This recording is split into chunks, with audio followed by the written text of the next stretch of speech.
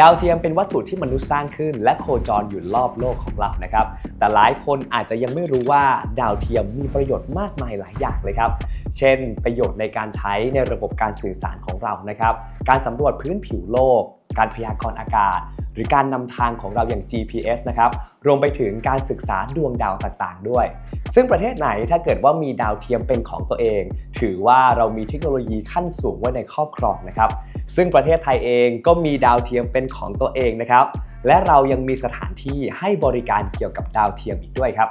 หนึ่งสถานที่ที่มีความสำคัญเกี่ยวกับเทคโนโลยีอวกาศและดาวเทียมที่ผมอยากแนะนำให้รู้จักนั่นก็คือศูนย์ประกอบและทดสอบดาวเทียมแห่งชาติหรือ AIT ครับ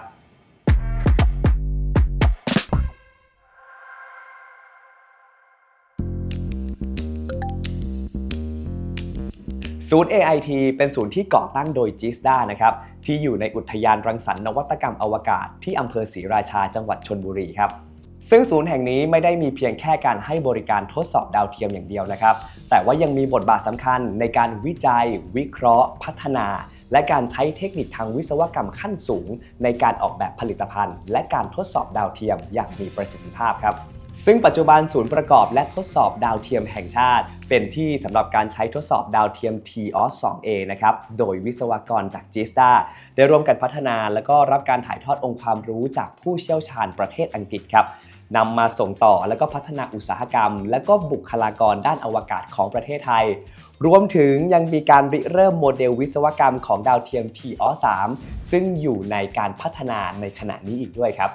และที่น่าสนใจนะครับที่นี่เขามีอุปกรณ์เพื่อใช้ในการจำลองสภาพแวดล้อมต่างๆบนห้วงอวกาศเพื่อใช้ในการทดสอบด้วยครับไม่ว่าจะเป็น vibration testing ซึ่งเป็นอุปกรณ์จำลองการสั่นสะเทือนครับเขาจะใช้การทดสอบและก็จำลองสถานการณ์ที่เกิดขึ้นระหว่างจรวดนำส่งดาวเทียมขึ้นสู่อวกาศครับทั้งนี้ก็เพื่อให้มั่นใจว่าโครงสร้างของดาวเทียมจะมีความแข็งแกร่งมากพอ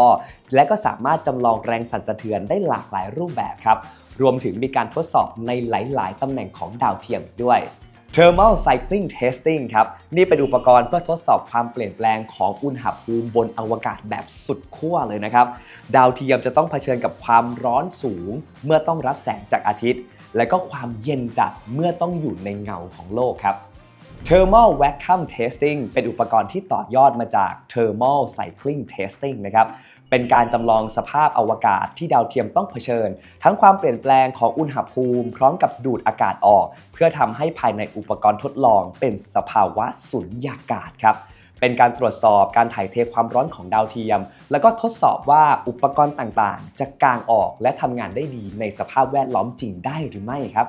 Mass Properties Measurement System เป็นเครื่องมือที่ใช้ในการวัดคุณสมบัติเชิงมวลของดาวเทียมครับไม่ว่าจะเป็นน้ำหนักจุดศูนย์กลางมวลและก็โมเมนต์ความเฉื่อยซึ่งเป็นค่าที่ผู้พัฒนาดาวเทียมจำเป็นที่ต้องทราบเพื่อกำหนดให้ซอฟต์แวร์สำหรับควบคุมการทรงตัวของดาวเทียมเพื่อให้หมุนและก็เคลื่อนที่ได้อย่างแม่นยำนะครับแล้วก็ยังต้องส่งผลการวัดให้กับผู้ให้บริการจรวดนำส่งเพื่อนำไปใช้คำนวณเส้นทางการปล่อยดาวเทียมขึ้นสู่วงโคจรครับศูนย์ประกอบและทดสอบดาวเทียมแห่งชาติหรือ AIT เปิดให้บริการทั้งหน่วยงานภาครัฐและเอกชนในประเทศและก็ต่างประเทศนะครับคุณสามารถเข้ามาใช้บริการได้และแน่นอนว่าคุณจะได้รับการบริการแบบมืออาชีพแน่นอนครับนี่คือก้าวสำคัญของไทยในการพัฒนาอุตสาหกรรมอวกาศ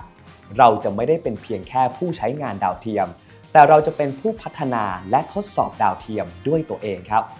และทั้งหมดนี้คือฝีมือของคนไทยที่จะทำให้ประเทศไทยก้าวเข้าสู่เวทีอวกาศระดับโลกได้และพบกับสาระความรู้ดีๆกันได้ใหม่ใน JISDA Outside Special ครับ